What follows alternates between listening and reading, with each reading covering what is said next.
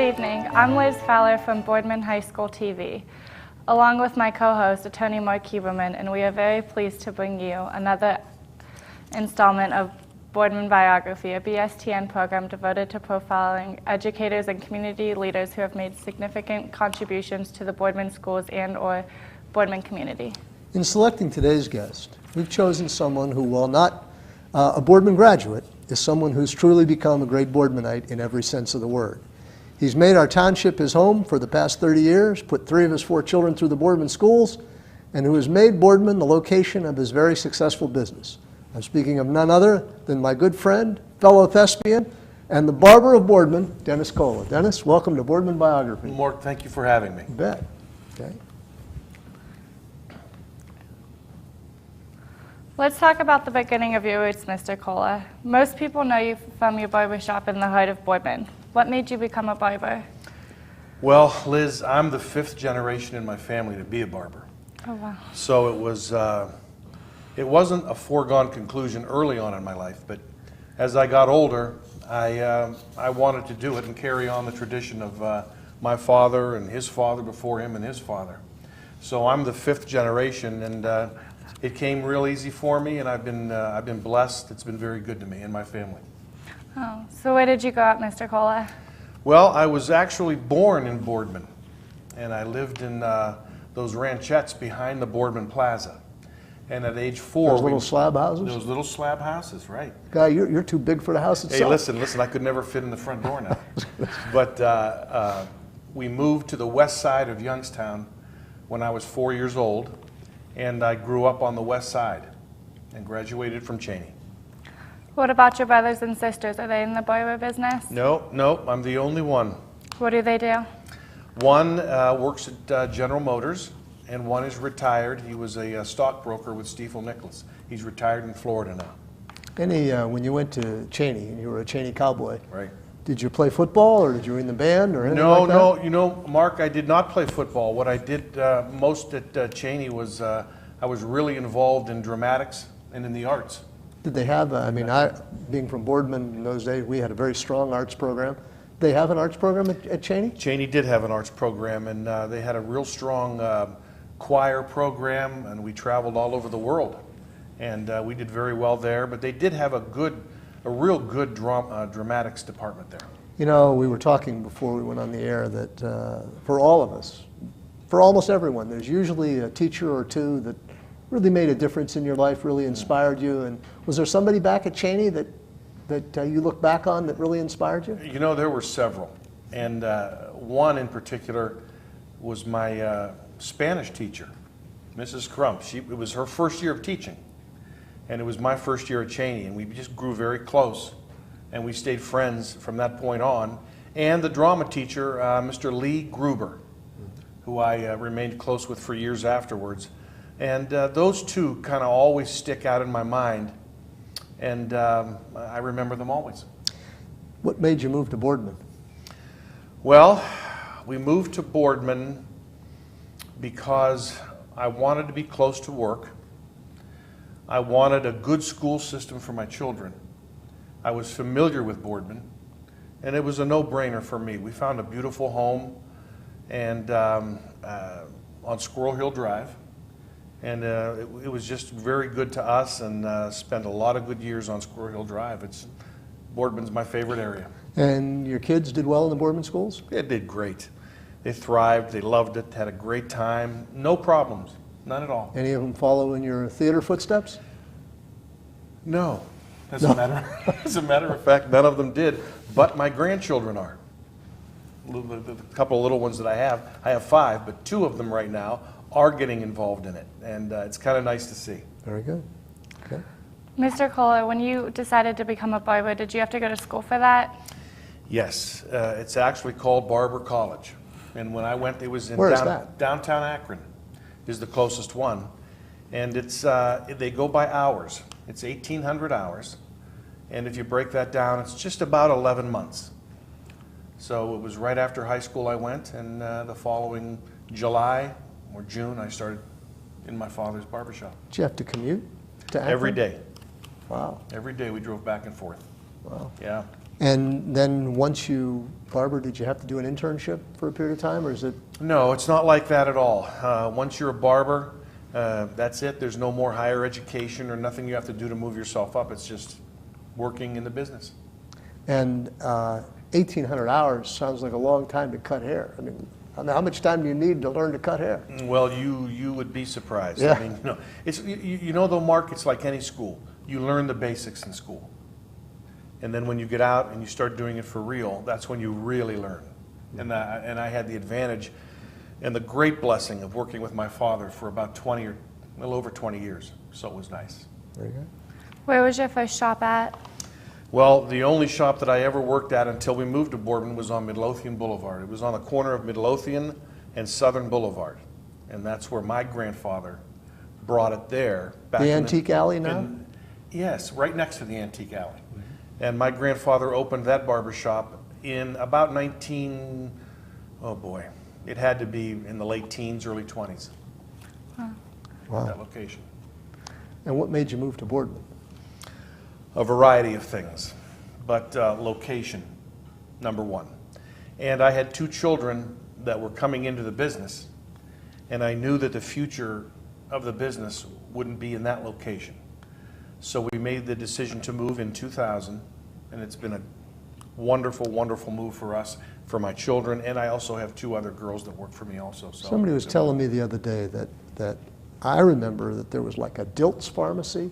Yes. Right on the corner. Right that on then the corner. became, but was it Brown's Drugs before that? A second Brown's location, or was it always Dilt's? No. It was Dilt's, but before that there was also a pharmacy, but it wasn't Brown's. Mm-hmm. And I don't recall because that's way before my time. Mm-hmm. So parking is a little easier where you are now? Well, a lot easier. Do you remember? You had to park in the back, right? In the back, and there was a real steep incline, and in the wintertime, cars were all over the place. So we made a good move, and it's been real good to us.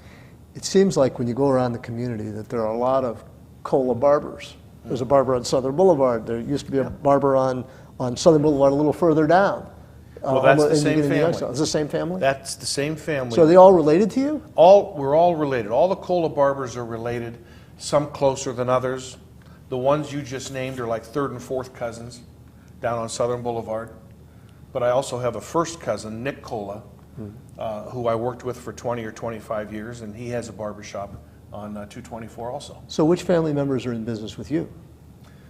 You mean immediate family Yeah. members? None. I have no immediate family members except I have two children that work with me. Okay, well, those are immediate family Yeah, but I members. thought you meant like brothers. Oh, okay, or no, spouses. okay. So Yeah. which children? I have a daughter, Lisa, who's been with me for about 10 years, and I have a son, Tony, who's been with me for about 4 or 5 years. I guess the question I have is that in this era, it seems like that fancy hairdressers cut guys' hair, and it just seems like the guys used to, when I grew up, from what I remember, I went to Ernie's Barbershop on Southern Boulevard, okay? Right. Ernie cut my hair. And guys and boys went to barbers, and women went to hairdressers. Yeah. Now it seems there's a lot of crossover. Is that, what Well, has changed? You know, there? Mark, forget the barber business. They're wearing the same clothes now. They're wearing the same colognes now. Everything's crossed over. In our business, there were a lot of barbers who went out of business because they didn't want to stay current. We made the decision to stay current years ago, and as a result, we don't feel any of that. We have women coming to us, girls that just want cuts and blow dries and some color. We have guys in all ages, sizes, children, babies, and that's just what you do today to stay current. So you can cut women's hair as well as men's hair? Well, you know You're what? training I've got both, or 3 you do- girls that do it 10 times better than me. I see. Okay. And Lisa, my daughter, and then I have Rhonda and Holly, my newest addition, and they do all of that, and they're just great. Is it true that barbers, like bartenders, become everybody's confessor? Yeah, and don't ask me, because I can't tell you. Confidentiality. Absolutely. If you told me, you'd have to kill me, right? Absolutely. I see. Okay. So how have the hairstyles changed over the years that you've cut? Oh, Liz, just a total full circle. When I first started back in the early 70s, long hair was in. And then 10, 15 years later, short hair Now, anything goes. Was it hard to keep up with all of them? No, it's not hard. It's just something you have to be dedicated to. And that gets back to what we talked about with some of the old-time barbers just didn't want to learn how to cut long hair. They just didn't for their whole lives. Trends changed every decade. Now they change every 6 months to a year. Yeah. You know, but anything goes now, and you just have to stay up on everything. Can you cut your own hair? No. You don't? I don't even attempt it. When one of the kids aren't busy, they take care You know, of it. some years ago, I remember when I was going to the dentist, and that seems to have fallen out of favor, but they had to wear masks, the AIDS and all this Oh, kind of sure, stuff. Did that go? sure. Did that hit your profession for a while, that they were? Well, not in that sense. What has been talked about when the age thing hit was we use straight razors. And where there's straight razors, there's bound to be an occasional nick or a little accident, and where there's blood. And there was always talk of being very safe and careful there, but we don't have a problem with it, and it's overplayed because the new straight razors now are injectable blades. So we just keep tossing them out and putting a new one in. Dennis, one thing you and I also share is certainly a love of theater, particularly on the performance end. I don't know if you've done any directing. I did a little bit in my career, not No, much. I haven't directed, no. In fact, I think we both played Nathan Detroit, We did. and we both played it in different productions of the Youngstown Playhouse. Yes. And even my father before me, who was better than both of us put together. Great He guy. was the Nathan Detroit. Great guy. He was. Yes, he was. So, again, you said in high school you had a teacher got you into theater? Yeah, I did a lot. Well, my first theater experience was actually in the 6th grade. And You played a tree. close. Oh. I played Santa Claus. Yeah, but from then on, it was I just you get the bug, as you know. And so I was involved at Volney Rogers in a few productions. Then at Cheney we did some theater, and then there was a long pause, and then I got active at the Youngstown Playhouse. Favorite roles? Wow, I would have to say my favorite role would be my very first role was Guys and Dolls, and I met my current wife. She played Adelaide across from me, and I played Nathan Detroit, and we met, fell madly in love, and the rest is history. And the show sold out? Even Sold in hard out. times? Sold out. Same, Sold out. It really same did. with us. It's a great show. Yep. Any performances in the offing?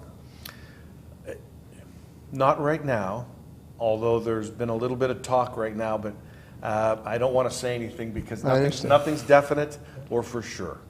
So do you and your wife go to New York to see shows? Do you go to Cleveland? Are you Broadway? You know, kind of people? occasionally we do. We don't do it often, but occasionally we do. And when we do, we really thoroughly enjoy it. I got to tell you that my favorite role of yours was not Guys and Dolls, although you're certainly inspired, was Let you me and guess. Mike Morley. I was just going to say the Odd You and Mike Couple, Morley because- played yeah. the two Spanish guys in the Odd Couple. Yeah, that was the female version. The female version, exactly Odd right. Couple. Yeah. Right. How did you ever keep a straight face? I know how Mike could do it because Mike is the most disciplined actor I ever saw. How did you ever keep a straight face doing that with Mike? I don't know, because when we came out as the Costazuela brothers, that's what that was. And that was the male version of the Pigeon Sisters.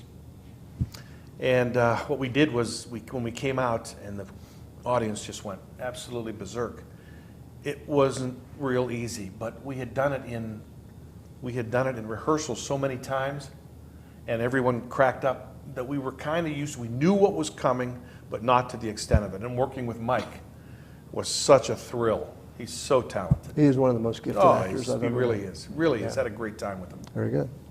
So outside of the theater, what other interests do you have? Well, these days it's golf. I enjoy golfing, and I just spend as much time as I can with my grandchildren. Those two things. How many do you have? 5. 5. 5 grandkids. Very good. And as long as I've known you, you've always had this sunny disposition. Where does Well, this you come don't- from? Mark, you don't live with me, All right. so you see sunny. I see. But it all. It's the it acting. isn't all- It's the acting. It's the It's the acting. performance. That's exactly right. That's right. Yeah. But have you Thank always you for been? saying Is that that, have you always been pretty upbeat? You know what? I think overall, the one thing I can say without getting too heavy here is my father just always said, no matter what happens, he had an old saying: if you took all of your problems and you threw them in a pile, you'd fight like a dog to get your problems back. And I always remembered that. So I'm lucky. I really am. And did he have your disposition? Well, you know what? In order to answer that, I'd have to think back as a child. No. No. No. I see. Kept you in order. Yeah, you did. Well, very Yes, he good. did. Okay. Well, Mr. Colla, we're just about to end this edition of Boardman Biography, but I want to take this opportunity to thank you for being with us today and sharing your fascinating story. Liz, thanks for having me. It's been a real pleasure. And Mark, thank you. Denny, we go back a long way, particularly do. in theater. Yes, we do. You've been a great friend to me and a great friend of my father, my late father. Oh, he's a great guy. Great and guy. most importantly, as I said at the beginning, you've been a great Boardmanite, someone who has been a model for anyone with the virtues of entrepreneurship and hard work and an upbeat attitude. Thanks for being with us today. Thank It's you. been fun. My pleasure, always. bet. Always. Okay. We hope to see you again on this edition of Boardman Biography. If you have suggestions of other individuals you would like to see programmed in this profile, please pass them along and we will do our best to get it scheduled. Until then, I'm Liz Fowler along with my co-host, attorney Mark Huberman. Thank you for watching and we hope you will continue to support the Boardman Local Schools Television.